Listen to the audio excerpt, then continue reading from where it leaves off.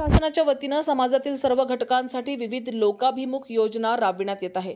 यात प्राधान्याने शेतकरी सामान्याच्या हिताच्या योजना राबविण्यावर भर देण्यात येत आहे। सर्वच क्षेत्रात नांदेड जिल्ह्याची वाटचाल प्रगतिशील असून जिल्ह्याच्या सर्वांगीण विकासासाठी शासन सदैव कटिबद्ध असल्याचे प्रतिपादन राज्याचे इतर मागास बहुजन कल्याण, दुग्ध विकास व अपारंपरिक ऊर्जा, दिव्यांग कल्याण मंत्री तथा नांदेड जिल्ह्याचे पालकमंत्री अतुल सावे केले। भारताच्या स्वातंत्र्य लढ्यात बलिदान दिलेल्या सर्वांचे स्मरण करून त्यांनी यावेळी भारतीय स्वातंत्र्य दिनानिमित्त सर्वांना शुभेच्छा दिल्या।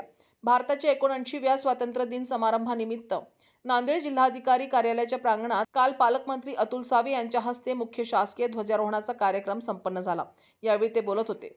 या समारंभास आमदार बालाजी कल्याणकर, आमदार आनंदराव पाटील बोंढारकर, नांदेड परिक्षेत्राचे पोलीस उपमहानिरीक्षक शहाजीव माप, जिल्हाधिकारी राहुल कर्डिले, जिल्हा पोलीस अधीक्षक अविनाश कुमार, जिल्हा परिषदेच्या मुख्य कार्यकारी अधिकारी मेघना कालवी, मनपा आयुक्त डॉक्टर महेश कुमार डोईफोडे, अपर जिल्हाधिकारी पांडुरंग बोरगावकर, निवासी उपजिल्हा अधिकारी किरण आंबेकर यांच्यासह लोकप्रतिनिधी, स्वातंत्र्य सैनिक यांचे वारसदार, माजी सैनिक, विविध क्षेत्रातील मान्यवर व्यक्ती, विभाग प्रमुख, नागरिक, विद्यार्थी यांची मोठ्या प्रमाणात उपस्थिती होती। देशात हर घर तिरंगा हा उपक्रम देशाचे प्रधानमंत्री नरेंद्र मोदी यांच्या मार्गदर्शनाखाली राबविण्यात आला आहे।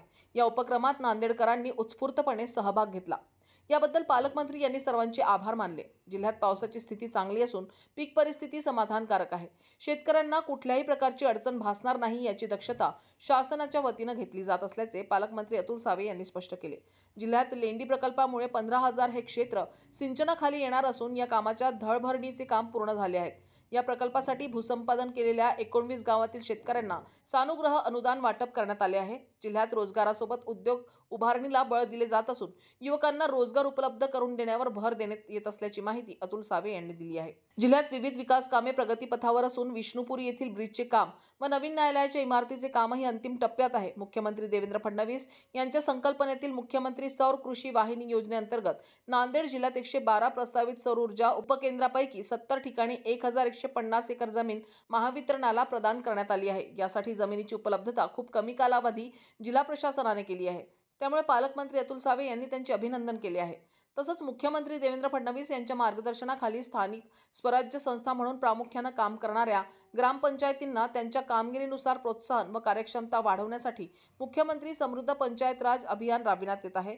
या अभियानात जास्तीत जास्त प्रमाणात सहभाग नोंदवा असे आवाहन पालकमंत्री अतुल सावे यांनी केले आहे। ध्वजारोहणानंतर सलामी देण्यात आली। सलामी पथक कमांडर पोलीस निरीक्षक विजयकुमार धोंडगे यांनी सलामी पथकाचे नेतृत्व केले। पोलीस दलाच्या सलामीनंतर राष्ट्रगीत, राज्यगीतानंतर पालकमंत्री अतुल सावे यांनी उपस्थितीत स्वातंत्र्य सैनिक, त्यांचे कुटुंबीय यांची विचारपूस केली। वीर भगिनी यांच्यासह या विशेष कार्यक्रमाला उपस्थित मान्यवरांना भेटून शुभेच्छा दिल्या। स्वातंत्र्य सैनिकांचे वारस आदीची उपस्थिती होती। पोलीस उपनिरीक्षक धोंडीबा माधवराव भुते यांना राष्ट्रपती पदक घोषित झाल्याबाबत पुष्पगुच्छ देऊन सत्कार करण्यात आला। तर पोलीस उपनिरीक्षक संकेत सवराते, शिवराज लोखंडे, महाजन राजेश्वर मैसनवार, शंकर धनाजीराव मोरे, अभिजित गणेशराव तुतुरवाडे, खंडू चांदू दर्शने यांना विशेष सेवेबाबत सत्कार करण्यात आला आहे। श्रीमती चंद्रकला प्रल्हाद रावळकर, श्रीमती भाग्यश्री संतोष मोरे, सोनाली भुजंग मस्के, लक्ष्मीबाई दादाराव पवळे, शोभा सूर्यकांत साधू, प्रिया अभिजित ढोके, अरुणा विठ्ठल भुरके यांचा प्रमाणपत्र व पुष्पगुच्छ देऊन सत्कार करण्यात आला।